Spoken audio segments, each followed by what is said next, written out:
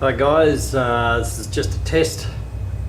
I'm in the Carenado Cessna337, so at Melbourne, Essenden, and there it is. This is Orbx scenery, and I'm going to Avalon, and I've just loaded the Orbx Avalon scenery, and so we'll do a takeoff from here, head across and just test the ILS out. It wasn't working on the default yesterday, so we'll see how we go.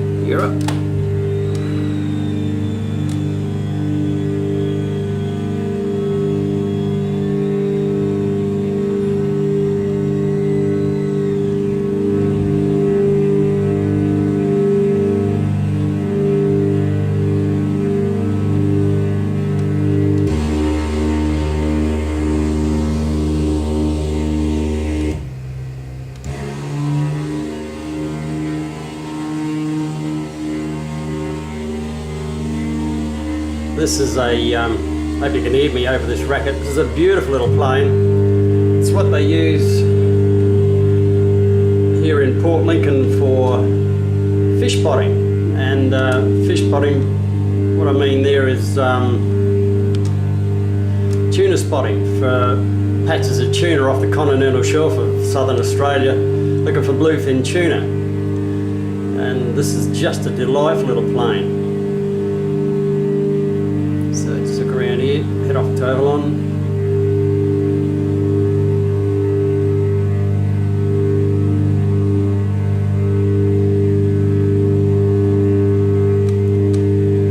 I'm running a bit of side tech gear here.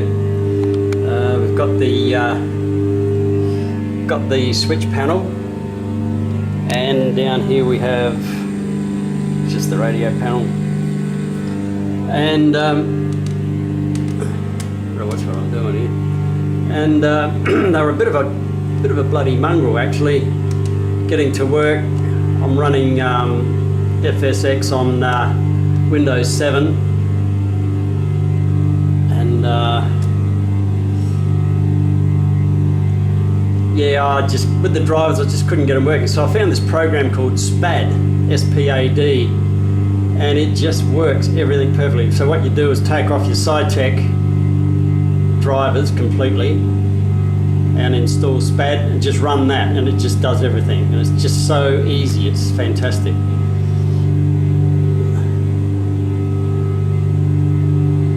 So I'll just cut this for now, and then we'll do our approach and see how we go.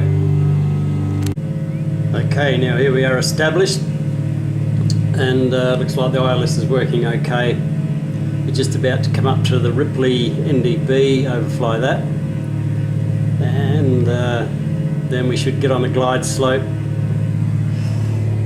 That's where we're going, Ripley, and then straight into Avalon.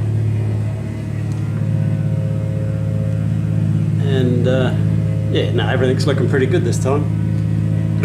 Makes all the difference when you get the right scenery on. This is Orbx, I think I mentioned that before. Highly recommended. Now, landing lights on.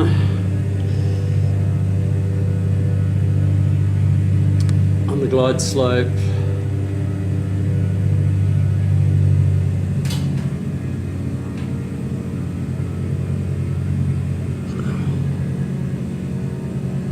And down we go.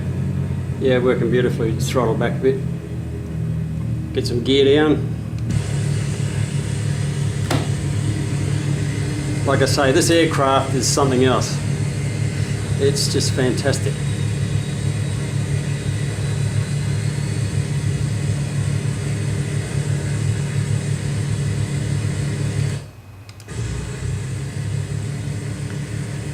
She's a bit of a sun-drenched country at the moment. Anyway, here we go.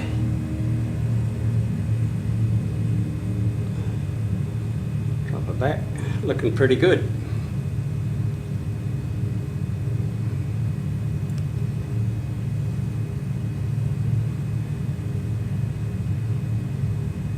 See, I got one-handed landings. The other little instrument I'm using here has always been quite handy actually. The software's been improved greatly over the years, and that's the VR Inside M panel. Just put some flaps in. You can use it for anything you like, but I'm using the switch panel for all the gear and the VR Insight for flaps.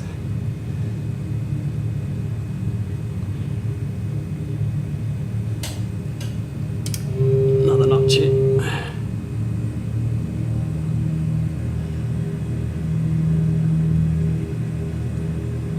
Yeah, any of you guys from overseas like to have a bit of a fly around Australia, I'd highly recommend Orbx, Melbourne, Essenden, Moorabbin and Avalon. They're all in close proximity. You can do touch and goes, you know, use your 737s for Avalon and Melbourne, not so for Moorabbin, so that's just light aircraft. It's very, very busy with light aircraft. Yeah, it's wonderful. I'm not using auto-gen scenery. It's just simply for frame rates.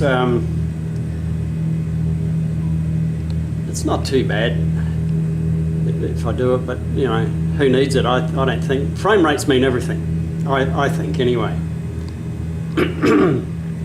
I'd like to thank again an English lad, Spence Danny on YouTube, sent me some config tweaks, and you know, messing around with those have really improved things for me, so thanks again, mate.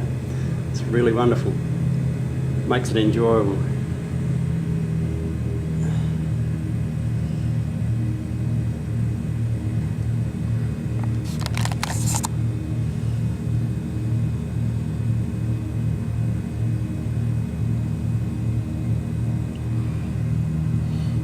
Let's get a bit closer and I'll kill the autopilot and we'll hand fly it in.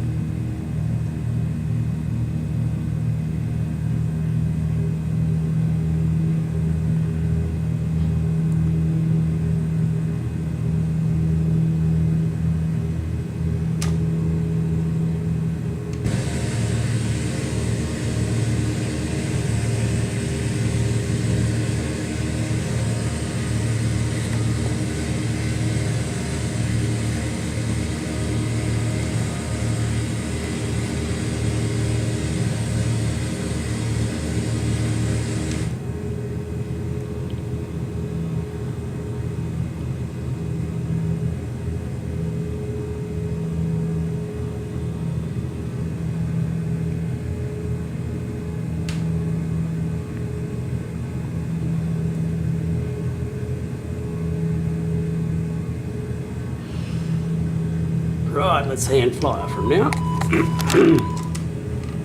One-handed, this will be real good fun.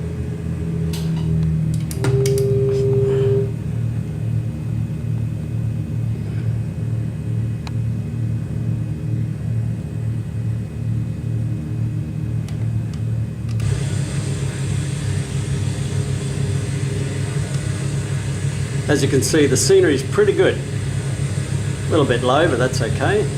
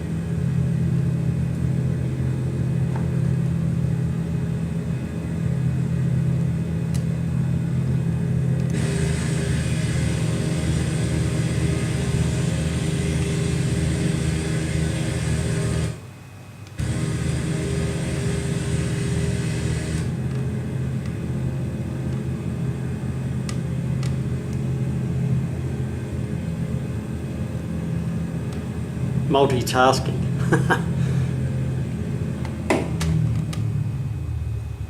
That's going to be near enough for me.